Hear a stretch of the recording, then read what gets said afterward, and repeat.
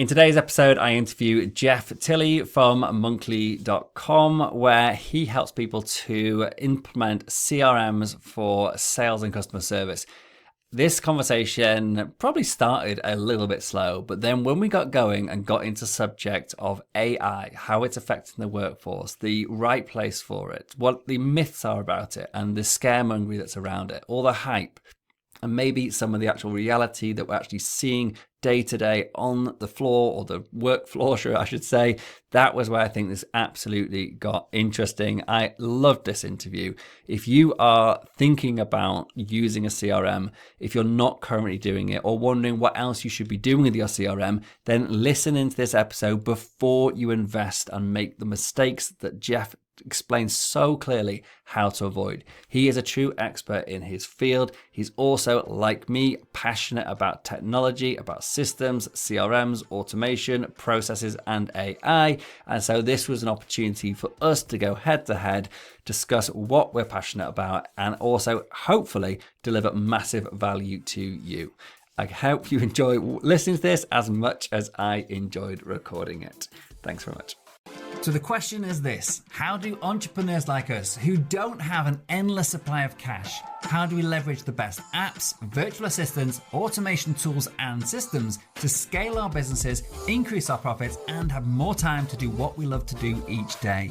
That is the question, and this podcast will give you the answer. My name's Dr. Steve Day, and this is Systemize Your Success. Jeff, thank you so much for coming on the show. It's really nice to see you, and I'm excited about this conversation. As I was saying just before we came on air, that I think you and I have a lot of shared passions and interests around automation and AI and CRMs and process mapping, and yeah, so I've been looking forward to this because I think this is going to be one of those conversations where we'll get to hopefully enjoy exploring some of the stuff that we're both working on, and maybe learn a thing or two in the process as well, and hopefully share some value with the listeners in the meantime. So let's get into it. Jeff, thank you very much for coming on the show. My pleasure. Cool. Tell me, Jeff, why did you get into the work you do with Monthly? So maybe just give us a quick minute overview. What does Monthly do? Who are you as a company? And then, yeah, I'd really like to know the reason, the story behind your journey into this world of geekiness and automation. So basically, I like to say that I am a CRM consultant, customer relationship management consultant, helping companies build business systems that attract customers, help retain clients, and all that independent from individuals. So basically, that's building business systems. I focus on two main areas. It's customer acquisition and sales. But sales in a broad term, when we say sales, it's sales to new customers, new business revenue, and existing customers. So, and that oftentimes it comes with the customer retention strategies, customer service, customer support, and everything around it. So this is who I am. I help companies build great relationships with their clients, build digital customer experiences.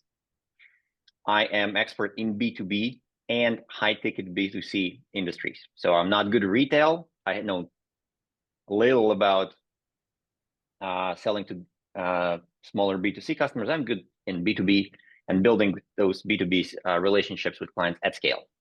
And I work with the companies starting from as small as 50 employees and up to a couple of thousands, but there is really a limit because we don't go into enterprise, because there are different rules in the enterprise world, and approaches that work in this mid segment do not necessarily work in this higher tier segment, and vice versa. Those approaches that work in a higher tier segment, they do not work in a smaller businesses. So, and that's a big problem that I'm trying to solve. I'm trying to get the knowledge out from higher tier businesses, all the books being written for the higher tier companies, but approaches that work there, they don't work here on Earth. Smaller scale. Smaller scale, exactly. So what we do, we implement routines, business practices. Every week we do this, every day we do that.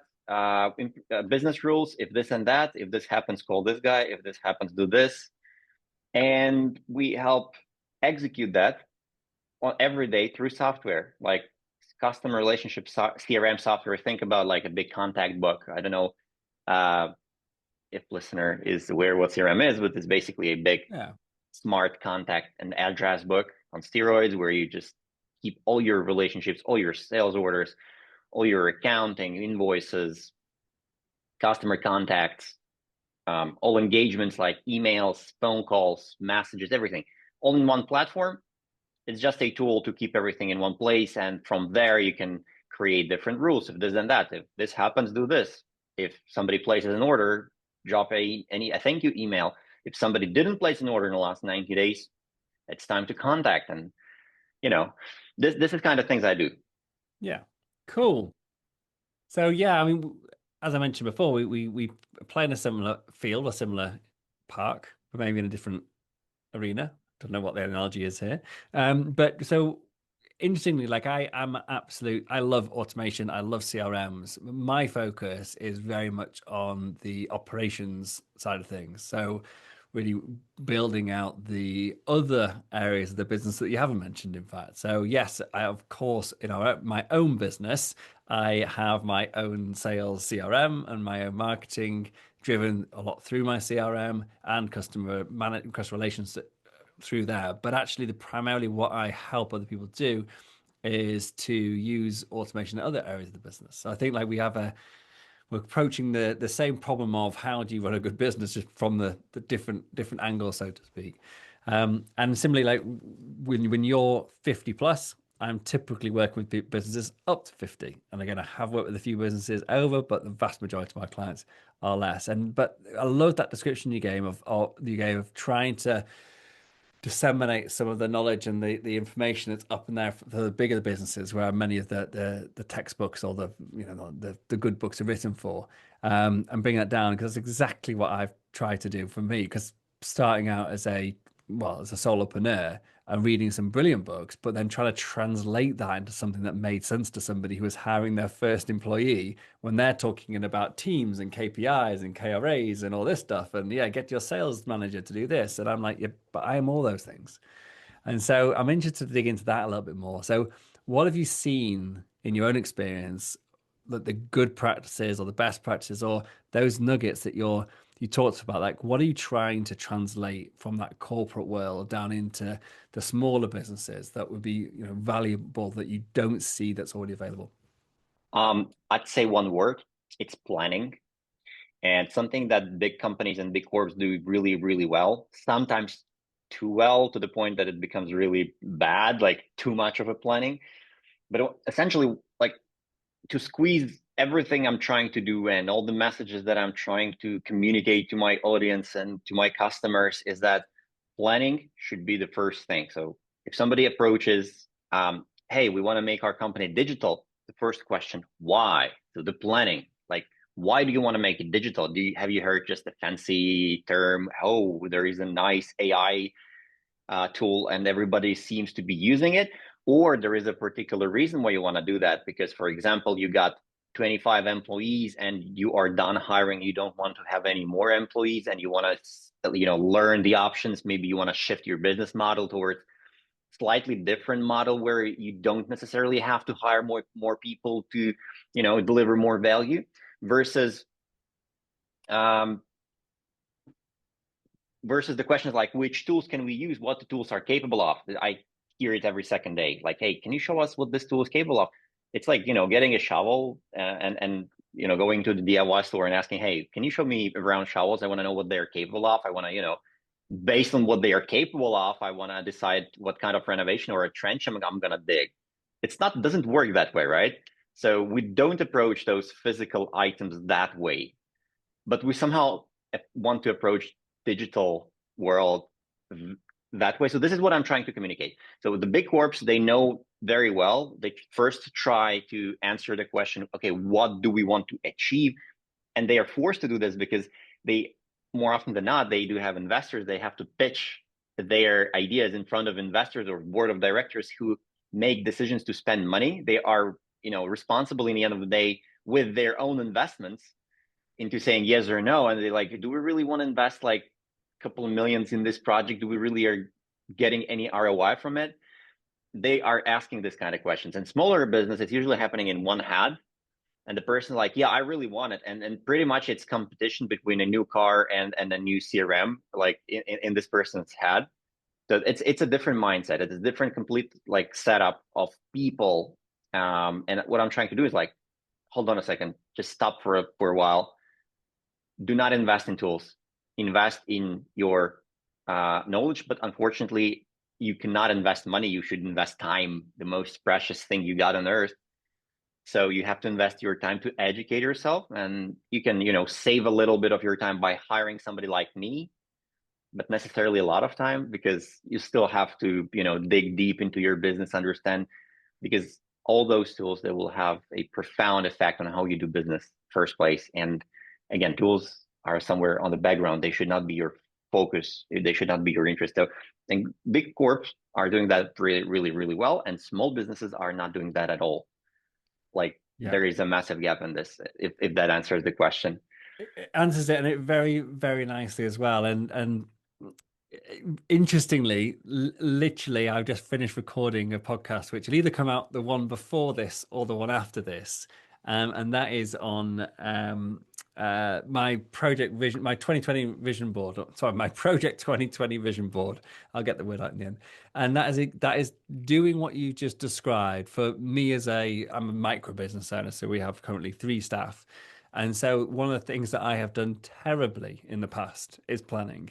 And I've talked about this on my podcast before, like the hundreds, if not thousands, if you include my staff, of hours we have wasted by investing in the wrong apps, by just going, hey, that looks very shiny, let's go and play with that for a while, That's and exactly what I was. with no goal or metric to go against. Like, what does success look like? How long are we going to wait to get that success? Like, what do we actually even need to change what we're currently doing? Like, I've used 5 different CRMs in 8 years now, but 5 different CRMs, and each change, as you will know very well, that's in what you do, Yep. is huge. Like the heartache you go through of shifting everything is just a nightmare.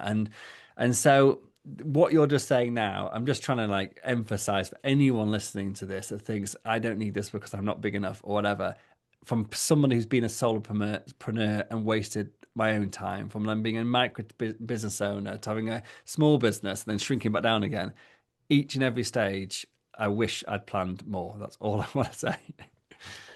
I can give you a wonderful um, thought, how I usually say this to my clients on my own example when things come to tools, because people, they just don't understand how to plan, what questions to ask, and what outcomes should they expect in the result of planning. Because normally when you plan, everybody's like, teaching us that the smart way of putting the task should be achievable, blah blah blah. That's all fine, that's all has its place, but to put it simply, when I started YouTube channel and I was planning, I asked myself a question. Okay, well, what should I do to sustain this for a prolonged period of time? What would be motivators? What would be demotivators? What would be obstacles that I have to overcome? And what will be the criteria of success that is dependent from me? Not dependent from external factors, but dependent on me. When I'm saying external factors, I'm saying subscribers. I cannot influence number of subscribers. I can only use this as a metric of whether I'm doing things right or not. So as a result, I said, okay, my planning is that for the next 12 months, I am publishing 1 video a week, unless there is a reasonable, not reasonable, unless there is a good reason to delay it for longer. If, like, for example, there is a good piece of content and we need more time for editing, fine. That's a valid reason, okay? So more or less, we've been publishing 1 video a week through, like, since November last year. It's almost a year now. We didn't have a single hiccup. People got sick, we had vacations, life happened in the middle, and still we were publishing 1 video a week. That's like a recent example from my own company, because we didn't have YouTube channel. Now we have it. We are a year away from launching it.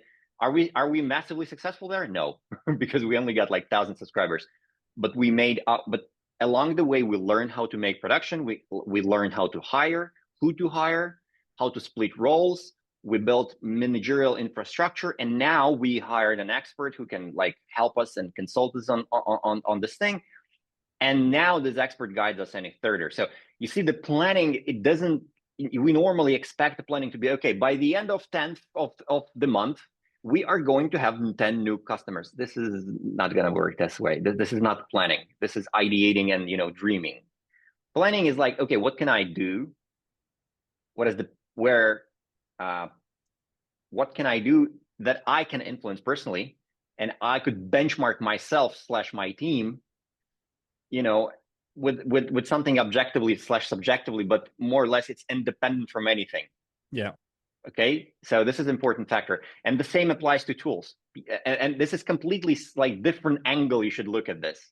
It's not even something we've been learning. When you implement a CRM, okay, we want CRM be implemented by this date. We want everybody to use it. That's not a metric.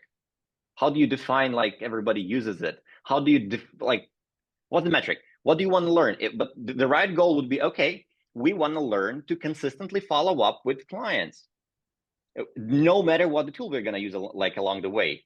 Do we use Todoist? Do we use Excel? Do we use a fancy CRM? Doesn't matter. We want to learn how to follow up our clients.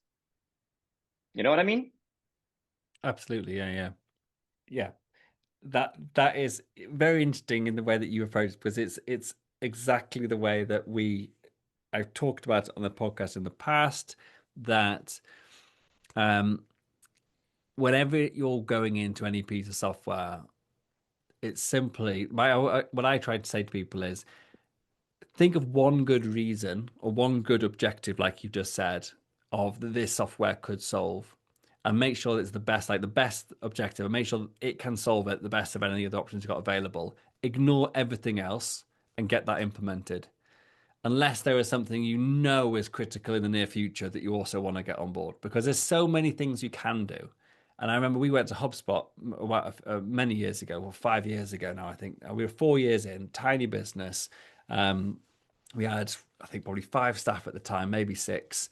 And my business partner at the time said, "Oh, HubSpot's amazing. We're going to go for HubSpot." I think it cost us around £900 a month then. It was probably about £1,200 a month now for the package we were on to get the bits we wanted. Half of it we didn't even look at.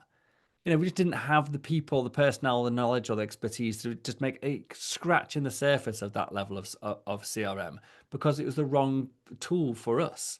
And all we really needed was the ability to send emails to people, and that was it, and take payments. We didn't need HubSpot to do that.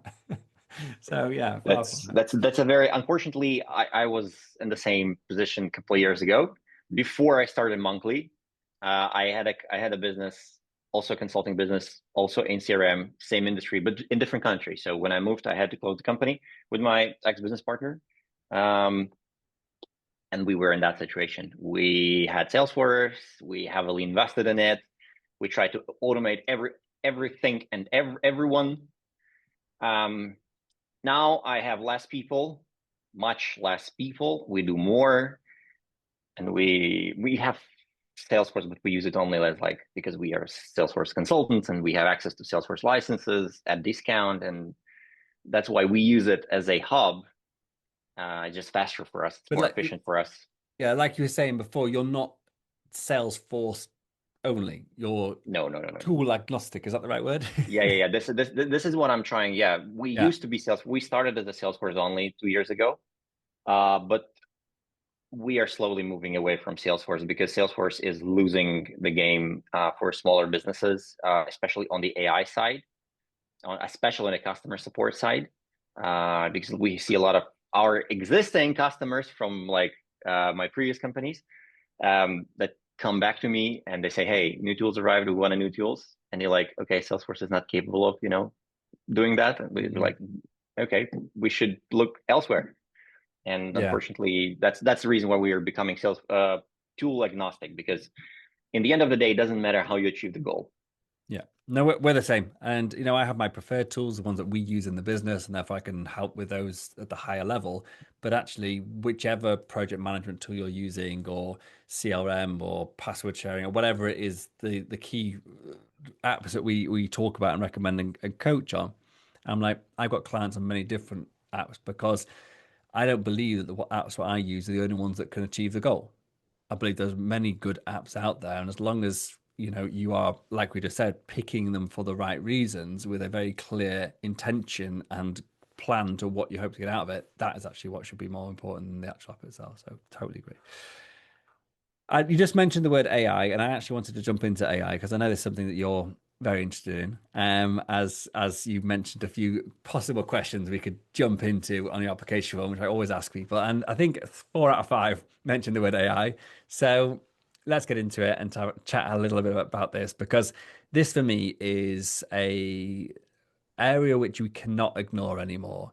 There are many businesses that are only just scratching the surface with AI, and that will happen for many years to come. But there are many businesses that are just taking off and making huge headways into actually getting the most out of it.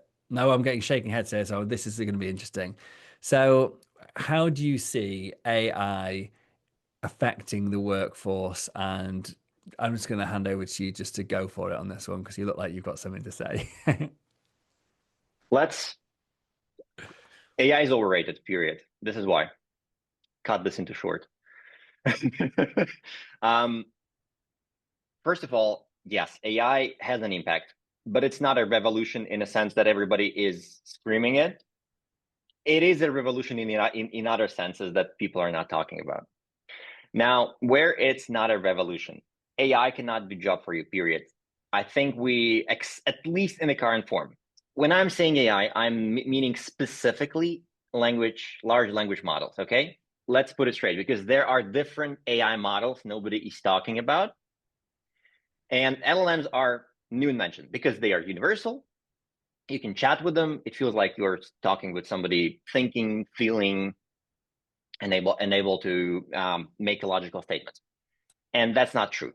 The LLM is faking being smart and being intellectual. And it's faking so well that sometimes it's even correct in its thoughts, because it's generally speaking, it's a statistical model that is trying to predict the next best word in a sentence. So if you start thinking about it and you start reading the replies of ChatGPT, Claude, Gemini, whatever you're using, you will start seeing it. The moment you see it, you cannot unsee it. So this is the first big statement that I want to make. It's overrated. Now, what's heavily underrated is the fact that we have AI or machine learning capabilities for decades, and we're not using them. I'll give you an example. Recently, I've been involved in a project with a large chemical manufacturing company that was addressing a seemingly minor problem of misloads. Misload means that the wrong product has been shipped to the wrong customer. Okay, so that's like a big statement. And they were trying to, the company, it's a massive, it's one of the world's leaders in chemical distribution and manufacturing. It holds like 15 to 20% in some areas of the chemical distribution in the world.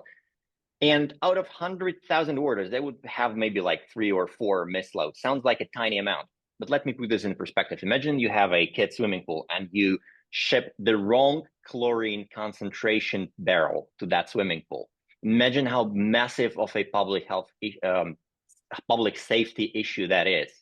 So the goal of the company was to, keeping all other security measures, add another layer, like a supervisor layer that would use AI and watch things like the color of the barrel, if that matches the label, the document that is being put on top of the barrel or whatever the packaging is, and provide extra layer of protection. And they have reduced those misloads more than 3 times. So basically, back in the day, it was like in 100,000 shipments, it was like 3 to 4 maybe. Now, out of 200,000 shipments, maybe that's 1. That's a massive improvement, even though it seems like a tiny problem. What did they use? It was not LLM. It was old school, different models like visual models, vector models, and so on and so forth. I'm not going into technicalities right now, but generally speaking, because of the hype, because of the LLM hype, company management realized, oh, we could actually invest there, took decades-old models and implemented them on the factory floors and warehouses, and boom, that could be used and applied in real life apparently. And it's not a new technology. So this is what I'm trying to say, that AI, as we think about AI, is overhyped. It definitely is not going to change how we live.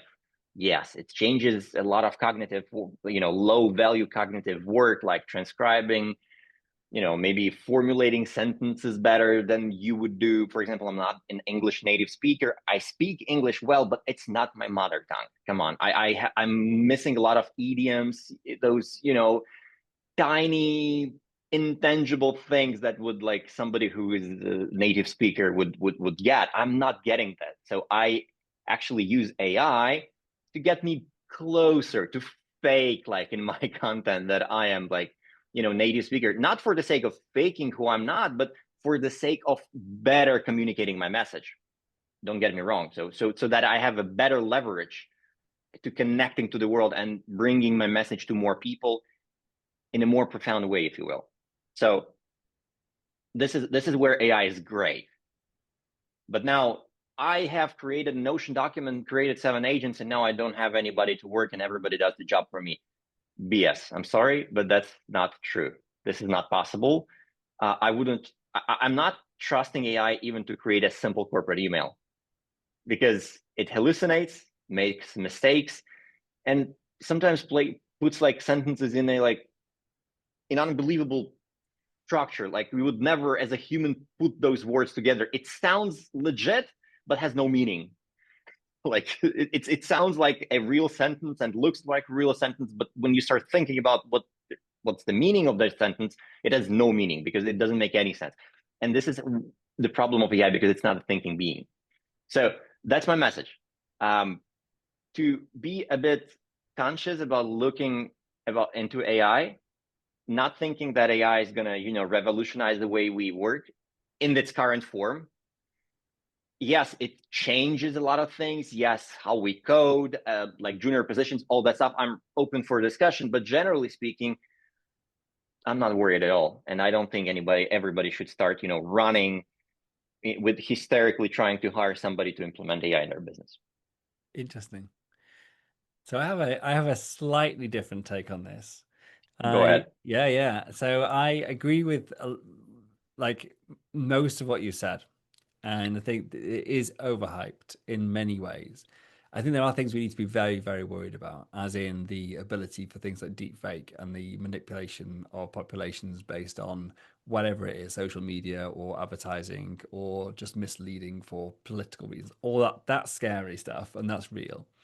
And but that aside, coming back to the world of small business, one of the things that we have had a lot of success with is when we train agents and build some really nice prompts and some really well structured knowledge base documents to be able to get really consistent results, but it takes time.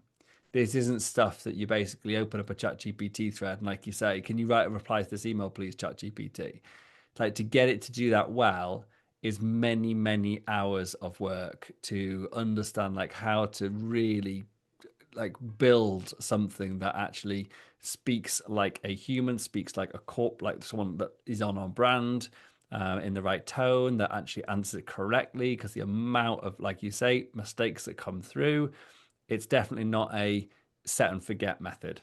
Whereas something like, back, like not back in the day, it's only a few years ago, but like when you build chatbots to do more traditionally with logic, you knew what was the outcome would be. There wasn't the opportunity for it to get it wrong if you programmed it right, because it only had the options you gave it available.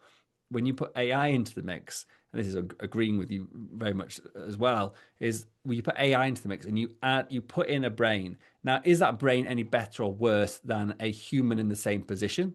You can debate that as much as you want, because humans make mistakes. Inexperienced people that don't know the role will say the wrong thing. So is it any better or worse than a human? I don't know. But it definitely isn't foolproof.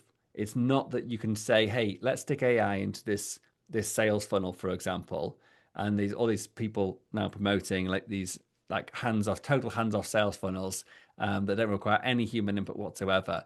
It's like, whose model are they using to sell to your clients? Like, how are they selling to your clients? Are they selling ethically to your clients? Are they saying things that you actually want to stand by? Because, but similarly, I've had salespeople working for me who weren't selling the way that I wanted it to be sold, that were saying things that weren't true, that were, they were basically promising the world to people just to make the sale. And I think that is one of the biggest challenges that we have it in sales. I'd love to get your take on this, specifically, like AI aside.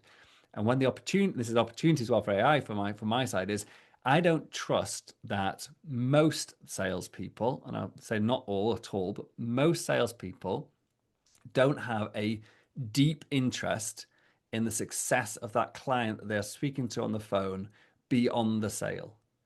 They may have a fleeting interest, but most of them don't. So some will, of course, and those are, gold if you find someone like that who actually really believes in what you're doing and really wants to see that person to succeed.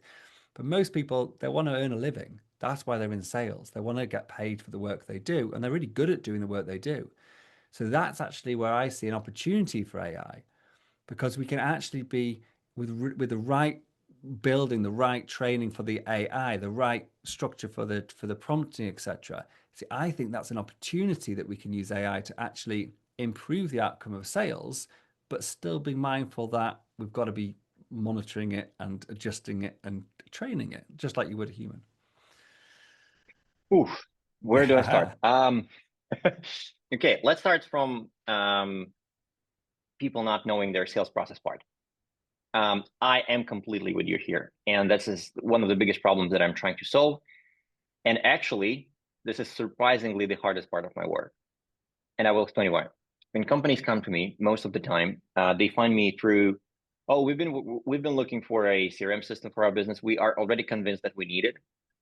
Okay, how much it would cost to implement it? Like the first question they ask, do you have a established sales process? Of course we have. We have a business. It's a multi-million business. And then you start asking questions. They're like, what are your sales stages?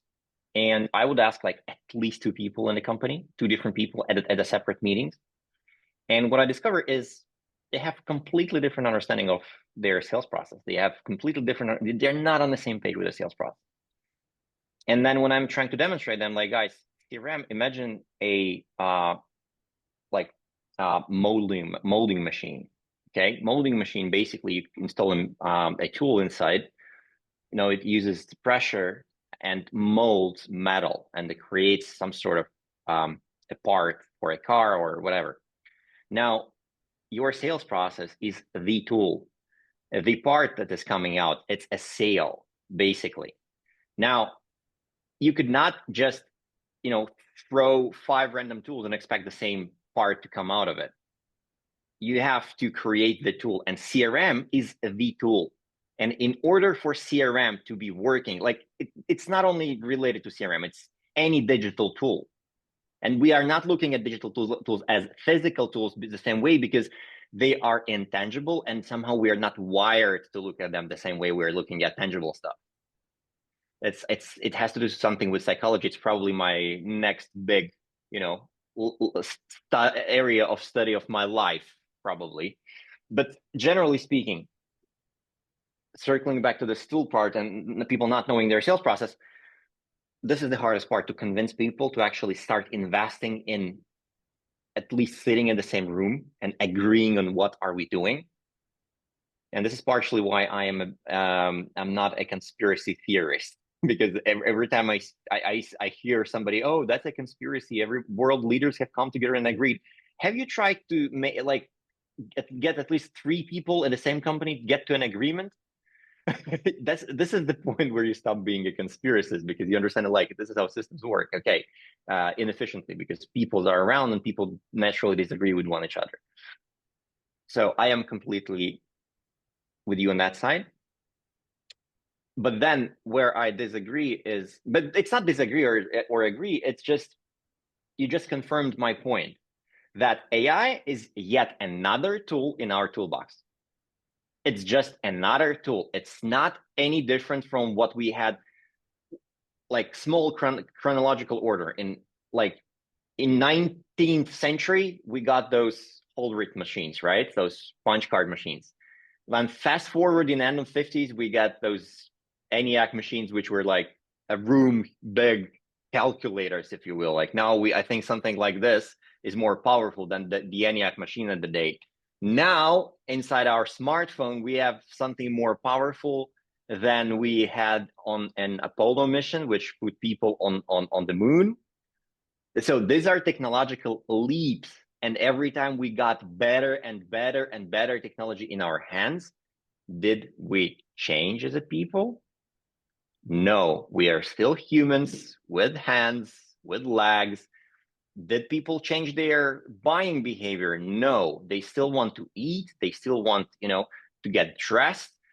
Things, the form of those things change. Of course, the trends change. The way how you do certain things change. But like, if you look at a bigger picture, it's all the same thing, just with a different tool set.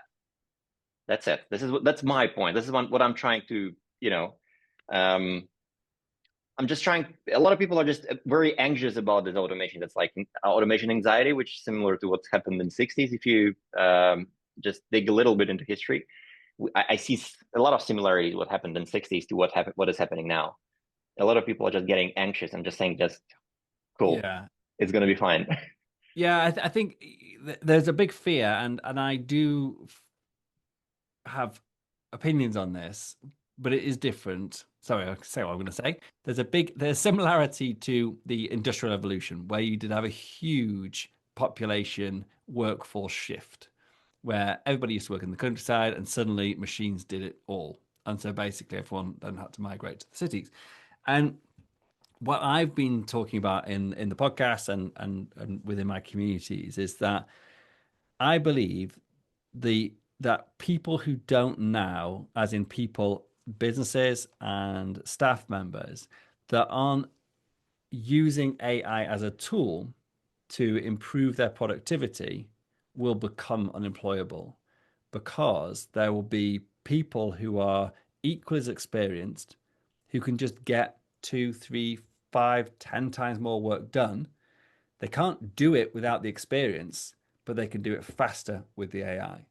And that will make them far more highly valued in the workplace and be able to do the work of, say, two or three people, whereas the people that are just sticking their head in the sand and thinking this isn't happening, they're going to be at risk of being replaceable because they're not skilling up.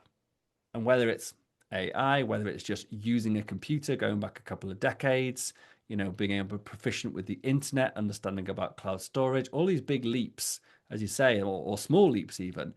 People now that can't use a keyboard and a computer are pretty much unemployable. And that's what I think is a good similarity. The way we use technology because of AI will fundamentally shift, and the way we interact with it will shift, just like the having a digital keyboard rather than a typewriter or whatever, or using a Rolodex rather than a CRM. It's like, the company that's still using Rolodex, are they still making money? Probably. Could they make more money with the CRM? Definitely. And it's that kind of shift, I think, is more predictable. Yes and no, but important thing that you didn't mention is that we need to specify types of jobs, because Yes, yes. I agree if you are talking about hands-on, low value / mid value intellectual work like creating presentations, drafting emails, like marketing campaigns, that kind of stuff. That still requires human input. It still requires reading through and editing, and it still requires input, right? It still requires human behind the computer. As I'm saying, this is just a different tool. Well, some of the people will become unemployable without using those tools. Probably, yes, you're right. I probably agree. But I've seen a very broad example of completely computer illiterate employee sitting very, very, very high in the company hierarchy. And it didn't make any sense to me at the beginning. Why is this person even hired by this company? Because he is literally skillless, if you will. Like he didn't have, like, he had a zero hard skills. Like literally opening a laptop and reading an email was already a top performance for him. And but at some point I realized his ability to analyze and listen, absorb information, and then output a very valuable output, if you will. But the form of the output is like basically who should do what and when, like a plan out of his mind. And that was so valuable that he could sit like in like the next 20 days doing nothing, and in the 21st day would output this kind of plan for everybody else, and it's much more valuable than anything else in the company. And this is the only reason why this person is sitting up in higher in the hierarchy. Is that an exclusion to that only confirms the rule? I don't know, but I have I assume that there are far more people like that than I see, because looking at how big corps are operating, I, I doubt myself sometimes. yeah, but I totally agree. I think the higher value roles, roles that require human intellect, compassion, empathy, the analytic roles of basically seeing what's going on, reading between the lines, not just trusting the data, and just actually being a human, like basically anything C-suite and above. Like those roles aren't going to change anytime soon. Will they be helped by the stuff that AI produces? Probably. And like, analyzing stuff like data, summarizing, etc. Yeah, I'm sure that can help. But I just have to look at my own wife's career path, and as she's progressed, as she works for a big accounting company in the audit department, the more senior she's got, the less work she does, and the more she becomes a decision maker, a person who deals with people, who manages but also supports, who trains, who nurtures her team through, who organizes events. Like it's just crazy. I'm thinking like the more senior she's got, she's actually doing stuff. And I was thinking, surely that should be something that we done like by an admin. It's like no, because they don't do it right. And it's that kind of stuff, like the glue that holds the company together, the culture building parts of the business. That is, as people elevate up, I think, become far more important. And yes, I would be very surprised if AI in the very near future does much to put those sorts of roles at threat. So yeah, I totally agree. I mean, my best advice to somebody who's anxious about the future and AI, just forget, like, remove the word AI, just remove the word and replace it with word tool, text tool, and try, looking at the world through the prism of, the text tool instead of AI. And you will start seeing world differently. Trust me, because we don't have AI as we expect it to be, It's essentially a machine learning on steroids. Yeah. Cool. We could chat about this forever, I think, and have a very interesting conversation, but I will move it on. I've got a couple further questions that I really wanted to dig into you because they're things that I am also very interested in. One of them is about when to start thinking about systems in a business. Now, I have very strong opinions about this, so I will keep mine quiet for the minute and just I'd love to hear what your thoughts are on this.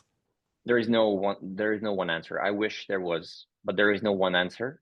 And that's the beauty of doing business. Every situation is the same. I can answer how I help my customers make the decision whether it's time to implement CRM or not. And there is a simple rule. If your revenue is below 1 million euro, and or you have less than 2 persons dedicated only for sales role, the same applies to customer service, by the way. Just the revenue is different. Don't do it. You can get away with Excel. There are times where it's valuable to use some CRM-like tools to get to that number, but you will, if you need that tool to get to that number, then you're probably building a highly automated business, and you don't have this question anymore. I mean, this question is irrelevant to you then. We are probably asking like a normal, conventional, probably brick and mortar type of businesses or service companies solopreneurs. They're like looking at the tools and thinking, do I need it or not? The short answer is that if you have less than 2 sales per people working on the same role, doing like sales full time, you don't need CRM. And if you have a revenue less than 1 million, again, it depends on what type of business you are. For some businesses, like consulting businesses, 1 million revenue is pretty high revenue. You can have like a lot of people already and still not having like 1 million in revenue. But generally, Yeah. like a rule of thumb, 2 people should be at least working in sales and 1 million of revenue. Yeah. That's the answer. And look at everything like this. Yeah. No, I actually agree with you on that front. So I'm not in conflict with that whatsoever. I have a CRM. I do not use it for sales. I don't believe the investment of me setting everything up, monitoring it, training staff, of making it work, make sure it's used in the correct way, so it's actually a single version of the truth. That it's just, it doesn't make sense for me at this moment in time. I don't have the sales volume to justify it. However, I do use a CRM, but I use it for marketing. I use it to send emails, and I use it to have funnels in there, and to capture leads, and to take payments through, for example, and to send e-sign documents. So I use it for a lot of, because the CRM software I use, I need to go high level because it's affordable. It has lots of these other apps which I was already using, and it allowed me to consolidate them into a single platform. So I was looking, like, we're going back to the question of planning, why you want a CRM. I wanted to do one thing. I wanted to consolidate as many apps as possible that I was currently already using into a single platform, to allow me to streamline the training and also the automation that I could actually get between them. So I had a very single purpose. I've looked at the sales stuff. We've like, I'm aware of it. I know how it works. Not touched it. Customer service, not touched it. So I'm glad we're on the same page, and I'm glad I'm following your rule on this. So yeah, at some point it's there when I need it, and because it's in the app that I've got, I don't need to then know if I stick with this app or whatever. I don't need to then go look elsewhere. But I'm not I'm not chasing it. I'm not there attracted by that shiny penny just because it's there. I'm going to go figure out how to use it. There's just no point. So I 100% agree. I think where I come in with the systemization part of it, just the general systemization rather than specifically looking at, say, the CRM. So if you think about like systemization in general, so creating processes, whether that's through process maps or simple SOPs or checklists or whatever, like, is there a stage in business where you think you can get away with just winging it, or do you think that's something you should be thinking about from day one? From day one, you should be thinking about sales and customer acquisition and delivering your product. I think that's the core thing that you want to know. I will give you an example that I recently had actually learned from one of my clients. Um, to be exact, he's not my client. He just a guy from a retail. He owns a chain of stores, and as I said, I'm not a retail expert, so I explicitly mentioned him. Hey, man, I'm not the right person to talk to. And even though we decided to jump on a call and have a couple of hour conversation, and he said, my policy is that when my customer comes into the store, I want to have perfectly fresh tomatoes in front of him. It doesn't matter if the gate opens automatically. And he doesn't care either. Now, my competitor, they care about automatic door, semi-automatic checkouts, all those, fancy automations within the store and so on and so forth. Nice app, but their tomatoes might be rotten, or they might be missing some critical products on the shelves. And this is an illustration of how you should prioritize your business and what you should prioritize in your business. Put fresh tomatoes in the front of your customers first place. And if there is something that prevents you from putting those tomatoes in the front of your customers, remove that obstacle. If that obstacle is lack of resources or lack of efficiency that could be solved through automation it is. If not, it should not be like on your, on your agenda. I love it. Very, very simple visual, and yeah, just thought-provoking way of looking at it. And that's the kind of thing that I understand and like. So amazing. Cool. Jeff, I'm going to have to draw this to a close. I am very sorry to say, as I said, I could happily chat about all the kind of things that we've been talking about for hours on end with you. This has been fun. Before you do go, firstly, if people want to find out more, get help from you in building their CRMs and all the other wonderful stuff you do, how can they best get hold of you? Subscribe to my YouTube channel. It's Tilley Live. I don't know, depends on where you live, Tilley Live or Tilley Live. Tilley. EY, yeah, Tilley. Depends on you where part of the world where you live. Find me on YouTube. You will have all the links there. Join community on YouTube. Ask me any questions. I am living there. That's the best way to find me. Perfect. So it's tilleylive.com. Amazing. And we'll obviously put the links in the show notes as well for anyone that's interested. And before you do go, I have a couple of quick questions for you. Firstly, being a lover of technology, hopefully you're going to have a good answer to this. No pressure. What are your favorite apps or tools or plugins that you're messing around with right now? He's holding up a paper notebook for anyone listening on the podcast. This is by far the favorite tool that I have. My second favorite tool, it's not here anywhere on the table. It's in my backpack because I'm back from big customer workshop yesterday. It's a voice recorder. The workflow is as follows, because a lot of my work has to do with people, communication, and communicating messages. I would put my thoughts into notebook. I still make notes, even though I don't do voice recording anymore as a mean of creating notes from the meetings. They create too much content and too much noise, so I process it myself. I tried, doesn't work for me, and I circle back to the large notebooks, paper notebooks. I make notes, and then I open notebook. I have a huge library of them here. That's only the recent ones, so I can always circle back to one of them and take a look, take my voice recorder, say what I want to say, throw it in transcribation, which is called Whisper AI. Whisper is a local model which works locally. It's from OpenAI. It transcribes your voice, works in all the languages, including Latvian, which surprised me because Latvian is I'm from Latvia. Latvian is language that I use often, and including Russian, which is my mother tongue, and works with many, including Dutch, which is here. So it's very, very powerful tool. The second best tool is Notion. But then I have a plethora of them. For writing, I use Ulysses. For I use Arc browser as my browser. Plenty of them. But by far, it's a notebook and voice recorder and Whisper AI for transcribing. Cool. I like it. You're the first person to pull up a paper notebook when I asked that question. So I'm glad you're the first, because you're probably the least person I would have thought would have done it after our conversation. So I like it. I like it a lot.